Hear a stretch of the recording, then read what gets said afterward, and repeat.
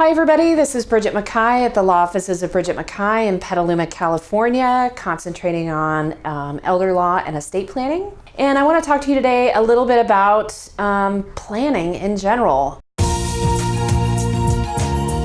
As some of you may know who are residents of Sonoma and Marin County or Northern California in general, we just experienced yet another sort of emergency fire, the Kincade Fire, which left hundreds of thousands of people without power, evacuating homes, grabbing things, somewhat at the last minute, or at least having maybe a day to pack up things and get moving and be displaced. And it made me think a lot about how we live our lives. A lot of times our lives are, we don't have a lot of control about what's happening. And in a lot of ways, estate planning is the same way. We try and plan for some risk about something that we don't know is even going to occur. Are we going to be incapacitated? We do know that we are going to die one day. We just don't know when. We don't know how.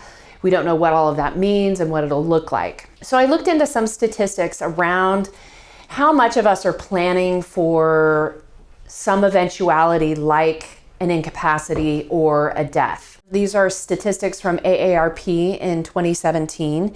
81%, which is pretty good, of people 72 or older have some form of planning documents. That may be a will, that may be a trust, that may be just a healthcare directive and a power of attorney. That's actually at least something. But it drops significantly for folks in my age range, 53 to 71, the baby boomers. Only 58% of those folks have some kind of document. That's just a little over half. And that's a huge risk. It's like having a house without house insurance, homeowner's insurance, or fire insurance in a fire area, which is now unfortunately what Sonoma County seems to be. Northern California in general. Then it jumps even higher, actually, I would say, for my generation, Generation X, to 64% don't have documents at all. And likely Generation X, which is defined as ages 37 to 52, have children. So they don't even have a will to talk about care of their children if something were to happen to them.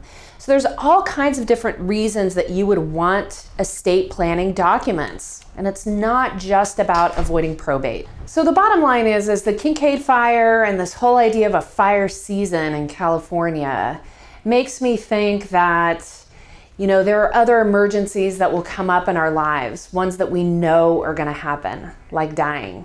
Everybody should really look at getting themselves prepared. So if that's something you want to look into, that's something you should look into, contact an estate planning attorney in your area that practices in this area and get some help and get a plan in place.